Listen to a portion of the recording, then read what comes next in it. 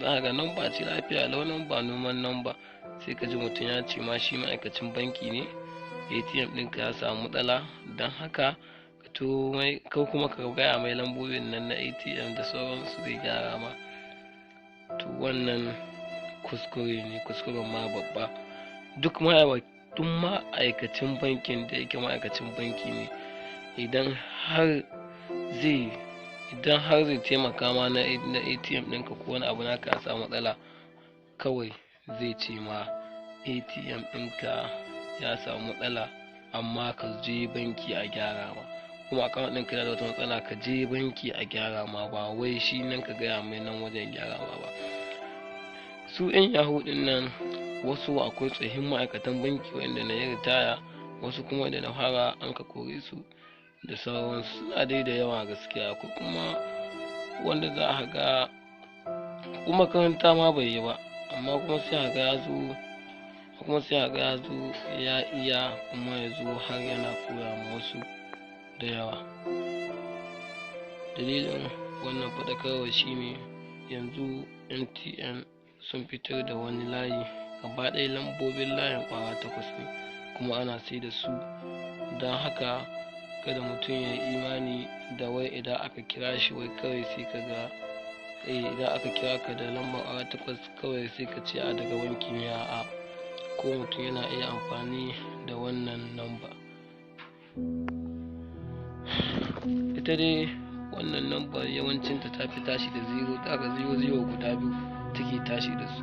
To duk ma kuma da wace kalar lamba mutum kira, ko da kana da Truecaller, idan aka kira ka ga an rubuta maka sunan wani banki komi, kada ka yadda da wannan, saboda ita Truecaller tana rubuta suna ne dangane da abu 3 da sauransu. Na farko dai za ta iya biɗo sunan da aka yi rijistar layin. Nan ba ta samu sunan da aka yi rijistar layin ba, za ta yi ƙoƙari ta samu sunanka na Facebook. Idan ba ta samu shi ba, za ta yi ƙoƙari ta bincika ta gani cikin waɗanda ke aiki da Truecaller akwai wanda ya taɓa save wannan namba. Idan akwai wanda ya taɓa save wannan namba, to za su ɗauko wancan sunan da wancan ya mata, sai su ɗauko su sa maka. Kaga zai iya zuwa ya rubuta sunan wani banki ga Facebook, ko ya yi duk zai iya wannan, saboda ya san akwai masu Truecaller waɗanda da zarar an kira ka akwai application inda zai rubuta maka suna, ya san akwai su. To don haka ko da ka ga sunan banki da namba, idan dai aka ce ka ba da document naka, idan matsala ce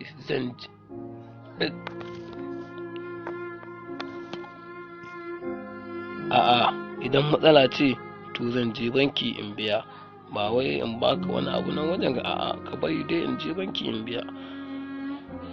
So da yawa idan kaga an sace ma kuɗi ko to gaskiya sai dai in wani message aka turo ma ka shiga, ko kuma a tuma wani link ka shiga ka yi rajista ka sa ATM ɗin ka sauransu, to ta haka ɗaya kawai za su samu bayanan kuma su kira ka gaya musu. Sannan kuma akwai wata sabuwar yaudara wadda ake yi, za ka iya ganin rubuta Aisha Buhari ko kuma Halima Dangote, akwai sunayen wasu da ka sani, za ka ga an rubuta sunayensu, sai ka ji an ce ana ba da taimakon 50,000 idan kana da banki idan kana da account number banki kaza da kaza da kaza, ko taka ko ta abokinka, to ka kira ga wata namba nan ne manajan ta ne, ka kira shi ku tattauna. Da ka kira shi ma zai ce ka ba da lambobin ATM ɗinka, saboda ta ATM ɗinka za a samu kuɗi. Su ma wa'annan yadda hora ne, kada ku yarda da su, sun ma fi yawa a Facebook. Daga kaga mutum ya ma sallawa har ga yayi ma wani dogon rubutu, kada ma ka yarda da shi. Amma idan kana jin shawarata, kada ma ka yarda da shi, saboda ɗan yaudara ne, kuma ce maka ɗan yahoo ne.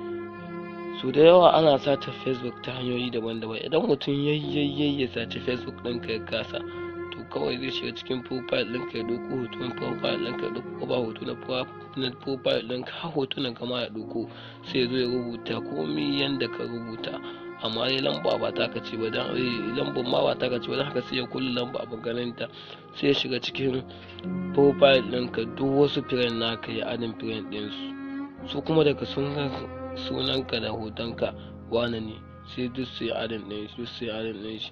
Ta haka ma ana sace Facebook, ba wai dole wai sai ta a sata a hana ka ba.